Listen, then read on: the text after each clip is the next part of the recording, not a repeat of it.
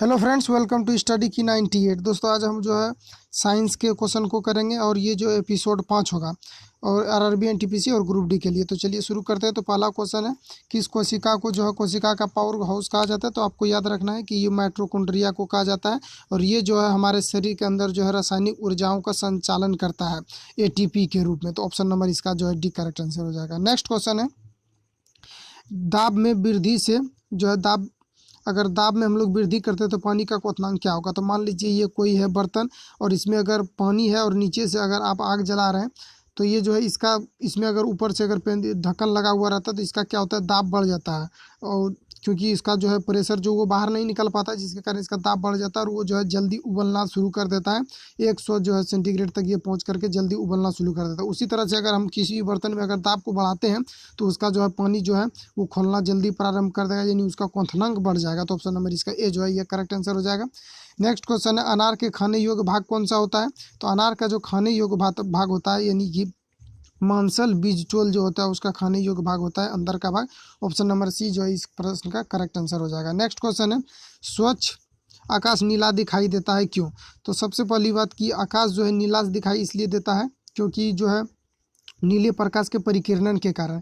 और तो सभी प्रकाश जो भी है उसको परिकिरणित नहीं कर पाता है, क्योंकि ये जो है विबजियोर में जो है ये जो इंद्रधनुष बनता है उसके सबसे नीचे जो होता है वो जो जिसका कि कम परावर्तन हो पाता है वो होता है बैगनी, और वो जो है नीला के अंतर्गत आता है। तो नीला जो है उसका जो है सबसे ज़्यादा परिकिरणन हो जाता है, जिसके कारण से वो जो है फैल जाता है और आकाश में नीला दिखाई देता है। क्योंकि लाल प्रकाश जो होता है उसका तरंगदैर्घ्य काफ़ी अधिक होने के कारण वो जो परिकिरणित नहीं हो पाता है, इसीलिए इसका आंसर जो है परिकिरणन के कारण हो जाएगा। ऑप्शन नंबर 20 का जो है करेक्ट आंसर हो जाएगा। नेक्स्ट क्वेश्चन है, निम्न में से किस में ऊर्ध्वपातन का गुण पाया जाता है।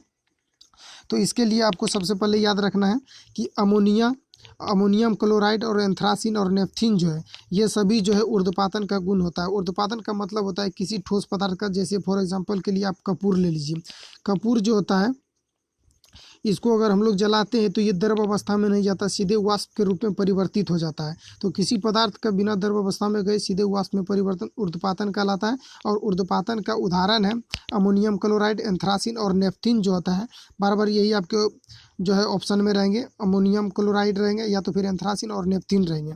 तो ये जो है ये तीनों क्या है, ये ऊर्ध्वपातन का उदाहरण यानी कपूर जैसे ये लोग भी व्यवहार करता है। यानी कि ये जो है अमोनियम क्लोराइड और एंथ्रासिन और नेफ्थिन जो है ये कपूर के भांति व्यवहार करता है, इसलिए ये जो है ऊर्ध्वपातन के गुण इसमें पाए जाते हैं। इसको भी जलाने पर ये जो है बिना द्रव अवस्था में गए सीधे वाष्प में परिवर्तित हो जाता है। तो इसीलिए इसका जो अमोनियम क्लोराइड हो जाएगा। तो ऑप्शन नंबर सी में दिया हुआ अमोनियम क्लोराइड ये जो बिना द्रव अवस्था में गए सीधे वाष्प में परिवर्तित हो जाता है, इसलिए ऑप्शन नंबर सी इसका जो है करेक्ट आंसर हो जाएगा। नेक्स्ट क्वेश्चन है, दूरदृष्टि दोष के निवारण के लिए मरीज को किस लेंस का चश्मा दिया जाता है। यानी दूरदृष्टि दोष के लिए। तो दूरदृष्टि दोष का मतलब है कोई व्यक्ति है वो दूर की वस्तुओं को देख पाता है, वो दूर की वस्तुओं को जो है वो देख पाता है, परंतु नज़दीक के वस्तुओं जो इसके आसपास वस्तु होता है उसको वो नहीं देख पाता है, तो उसको दूरदृष्टि दोष बोला जाता है। और दो गो लेंस होता है, एक अवतल लेंस और उत्तल लेंस। मुख्य रूप से दो लेंस होते हैं, अवतल और उत्तल। तो अवतल जो होता है एक होता है अवतल और दूसरा होता है उत्तल। तो दूरदृष्टि दोष के लिए जो हम लोग उत्तल लेंस का व्यवहार करते यानी उपयोग करते हैं, और निकट दृष्टि दोष के लिए अवतल लेंस का। और इसको याद रखने का सही तरीका है कि ओ जो होता है ये पहले आता है, इसीलिए निकट दृष्टि दोष के लिए अवतल, और ऊ जो है ये ऊ से शुरू हो रहा है तो ऊ जो है ओ के बाद आता है, तो ऊ दूरदृष्टि के लिए जो है ये हो जाएगा उत्तल लेंस। तो यहाँ पर दिया हुआ है दूरदृष्टि दोष के लिए किस लेंस का उपयोग किया जाता है, तो आपको याद रखना है तो उत्तल लेंस का उपयोग किया जाता है। नेक्स्ट क्वेश्चन है, निम्नलिखित में से कौन सा कथन सत्य है। लिखा है प्रोकैरियोटिक जो है में केंद्रक नहीं होते हैं, और फिर दूसरा में एक कोशिकीय जीव में एकल कोशिका सभी कार्य करती है। तीसरा है नीले हरे शैवाल प्रोकैरियोटिक जो है के उदाहरण है। तो ये ऑप्शन सही हो जाएगा, ऑप्शन नंबर सी, क्योंकि नीले शैवाल जो है इसमें प्रोकैरियोटिक का उदाहरण होता है, ये ऑप्शन नंबर सी में। उसके बाद फिर ये जो प्रोकैरियोटिक जो है कोशिकाओं में केंद्रक नहीं होता है, क्योंकि इसमें दिया हुआ है केंद्रक होता है, तो इसमें जो है केंद्रक नहीं होता है, तो ऑप्शन नंबर ए जो इसका गलत हो जाएगा। और उसके बाद फिर दिया हुआ है कि एक कोशिकीय जीव में एकल कोशिका सभी कार्य करती है, तो एक कोशिकीय जीव में एकल कोशिका जो है पाया जाता है और ये सभी कार्य जो है नहीं करते हैं तो ऑप्शन नंबर इसका बी जो है गलत हो जाएगा, उपरयुक्त सभी ये तो फिर छट जाएगा, ऑप्शन नंबर सी जो है इसका करेक्ट आंसर हो जाएगा। नेक्स्ट क्वेश्चन है, कोशिका भित्ति वाला सबसे छोटा जीव क्या है? तो कोशिका भित्ति वाला जो सबसे छोटा जीव होता है ये है आपका जीवाणु, तो ऑप्शन नंबर इसका जो है डी इस प्रश्न का करेक्ट आंसर हो जाएगा। नेक्स्ट क्वेश्चन है, यदि किसी वस्तु की कंपनों में आवृत्ति जो है घटती है और उसका आयाम बढ़ता है तब क्या होगा? तो जब भी कोई किसी वस्तु में आवृत्ति घटती है और उसका आयाम जब भी बढ़ता है तो इसका आयाम, सबसे पहली बात तो कि आयाम जितना अधिक होगा ध्वनि उतना ही प्रबल होगा, आयाम जितना अधिक होगा ध्वनि उतना ही प्रबल होगा, तो ऑप्शन नंबर इसका सी करेक्ट हो जाएगा। इसलिए क्योंकि यदि किसी वस्तु में कंपन की आवृत्ति जो है घटती है तो उसका आयाम क्या होगा? तो उसका आयाम जो है वो जो है बढ़ जाएगा, क्योंकि उत्पादित ध्वनि का तारतम्य जो है प्रबलता दोनों घटते हैं, यानी उसके आवृत्ति में अगर चूंकि आवृत्ति पर ही डिपेंड करता है और आवृत्ति में लिखा आवृत्ति घटती तो उसका आयाम क्या होगा? तो उसका घट जाएगा उत्पादित ध्वनि, चूंकि ये जो है आयाम जो है वो ध्वनि पर डिपेंड करता है, ध्वनि जो आयाम पर डिपेंड करता है, तो इसीलिए यहाँ पर दिया हुआ आवृत्ति, तो आवृत्ति जो घट जाएगा तो इसके कारण जो है आयाम भी घट जाएगा और इसका जो प्रबलता दोनों घट जाएगा, ऑप्शन नंबर सी इसका करेक्ट आंसर हो जाएगा। नेक्स्ट क्वेश्चन है, रक्त अस्कंदक में जो है स्कंदन एवं पेशी संकुचन में किस तत्व की जो है आवश्यकता होती है? तो इसमें जो है कैल्शियम की आवश्यकता होती है। कैल्शियम जो है रक्त अस्कंदक एवं पेशी ऊतक के जो है आवश्यक तत्व हैं और मानव शरीर में खनिज में कैल्शियम की मात्रा सबसे अधिक पाई जाती है। ये जो है शरीर के वजन के हिसाब से, ये वजन के हिसाब से जो है ये 2% पाया जाता है, यानी जितना भी वजन रहेगा उसका ये 2% जो है मानव शरीर में कैल्शियम की मात्रा पाई जाती है।